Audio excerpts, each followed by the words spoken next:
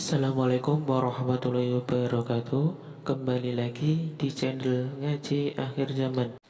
Di video kali ini kami akan membagikan ceramah Gus Baha yang membahas tentang kisah Nabi Muhammad SAW menyelamatkan Nabi Ibrahim alaihissalam. Untuk lebih jelasnya, mari kita simak videonya sama-sama. Sekian dari saya. Wassalamualaikum warahmatullahi wabarakatuh. Salam NKRI. Nabi Ibrahim itu diselamatkan oleh Allah, yaitu dengan mengutus Nabi Muhammad SAW, yang beliau adalah min khalisi sulalati Ibrahim al-Khalil. Sehingga Nabi Muhammad yang meluruskan itu. Nggak benar kalau Ibrahim adalah Yahudi, karena Yahudi itu adalah marga atau aliran atau milah, terserah, karena itu ada perdebatan setelah Ibrahim jauh, yaitu Yahuda bin Yakub bin Ishak bin Ibrahim. Ketika Rasulullah debat terbuka dengan pakar-pakar Yahudi, orang-orang Yahudi bilang Ibrahim itu Yahudi ya. Terus Allah memberi firman kepada Rasulullah SAW, ha antum haula'i hajastum fi malakum fi ilm falimatu hajuna fi ma laysa lakum bi. Ini perdebatan sudah tidak fair, tidak objektif. Saya, kata Nabi Muhammad, berdebat secara ilmiah bahwa Ibrahim tidak mungkin Yahudi, pengikut Yahuda. Tapi kamu berdebat secara sangat tidak ilmiah, karena kamu mengatakan Ibrahim pengikut Yahudi, Yahudi dari Yahuda.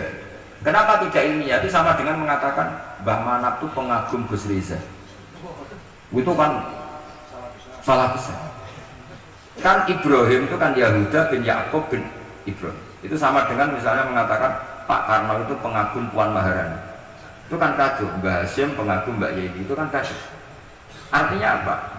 Ketika Yahuda menamakan diri atau mencatut Ibrahim dikatakan Yahudiyah, pengikut Yahudiyah, itu enggak ilmiah sekali, karena Ibrahim generasinya jauh sebelum Yahudi. Makanya Quran mengingatkan kita ini sudah debat secara ilmiah. Falimatu hajuna, kenapa kamu justru berdebat yang sangat tidak ilmiah? Terus Quran sampai mengingatkan wama unzilatit Taurat wal Injilu illa min ba'di. Padahal Taurat dan Injil diturunkan setelah Ibrahim.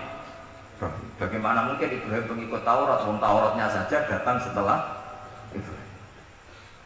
Jadi tapi itu tadi, karena Yahuda itu zuriyahnya Ibrahim, tetap dia ketika menamakan manhaj Ibrahim atau milahnya itu kayak iya.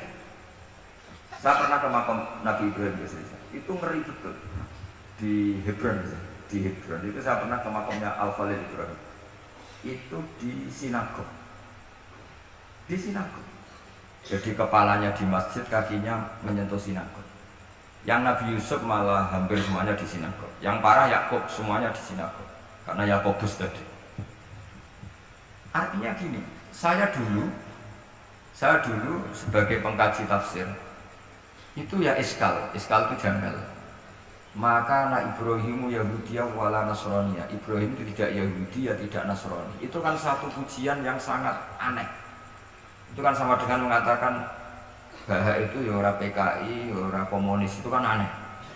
Masa Ibrahim Khalilur Rahman hanya distatuskan ya tidak Yahudi, tidak Nasrani. Tapi setelah saya ke makam beliau, ternyata ada artefak fisik atau suasana fisik yang beliau bisa saja dianggap Yahudi karena makamnya di sinagog. Sama, andai kan Mbah Karim tidak punya cucu-cucu kayak Gus Imam, kayak Gus Reza, terus makamnya Nyun Sewu gak kerumat, makamnya Mbah Zubair misalnya gak kerumat, orang akan mengatakan itu makam awam, sehingga tidak ingin menelak. Dan jadi putu ya berat. Mulane jenengan dongakno. Nggih, kula suwun sekali-kali kula ngomong serius niki dongakno. Nah, kalau buatan perlu dongakno, gak ono ponakan dongakno paman. Saya ala sirati mustaqim. Jadi semua yang saya ceritakan tadi menyangkut qadhi misalnya. Sanad jadi qadhi itu ya semuanya seperti yang diceritakan Reza, hakimnya itu bingung. Karena memutuskan ini tanah milik siapa, harta karun. Dulu kamu kira Nabi Sulaiman itu seriusnya enggak, beliau itu relax. Tapi kalau punya keputusan itu gitu, ada dua perempuan. Ya sebut saja dalam tafsir-tafsir misalnya Soghirah sama Gabirah, sama punya anak kecil, karena masih keluarga anaknya itu mirip. Kemudian anak yang satu itu dimakan serigala, hilang, dimakan serigala, terus lapor ke Nabi Dawud. Karena yang meyakinkan itu yang satu, diputuskan ini milik kamu, misalnya milik yang adiknya. Ketika keluar dari situ, ketemu Nabi Sulaiman. Kalau saya hakimnya, maka keputusannya tidak seperti itu. Nabi Sulaiman waktu itu umurnya 13 tahun. Akhirnya dipanggil sama Nabi Dawud, ya sudah putuskan kamu.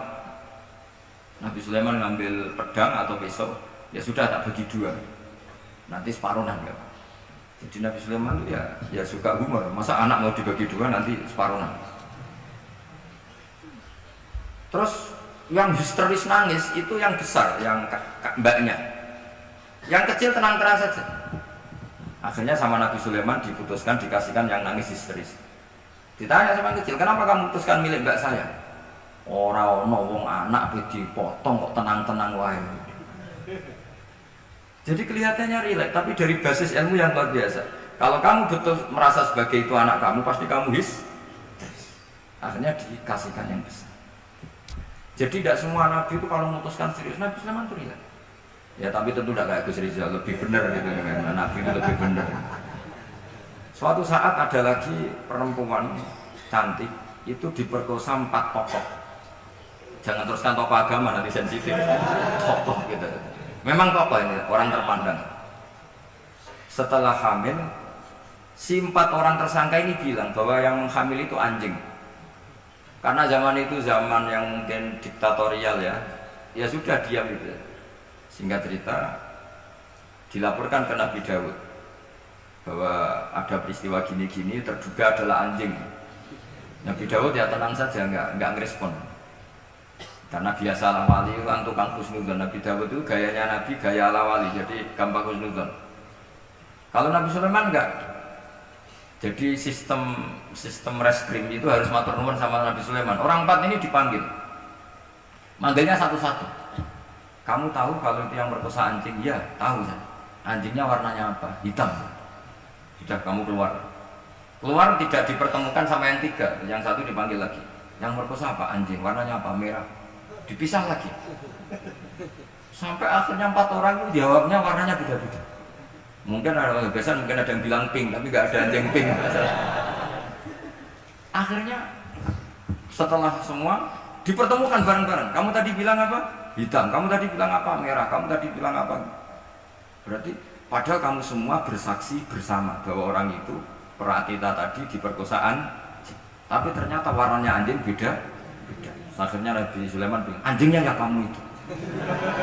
Akhirnya mereka ngaku sebagai apa? Pemerkosa.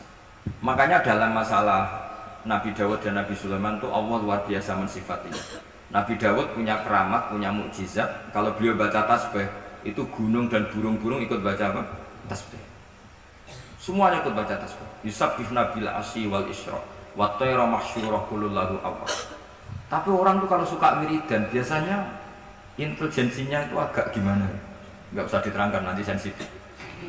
Akhirnya Allah ngakui, fafahamnaha Sulaiman wa kullan ataina hukman wa ilma.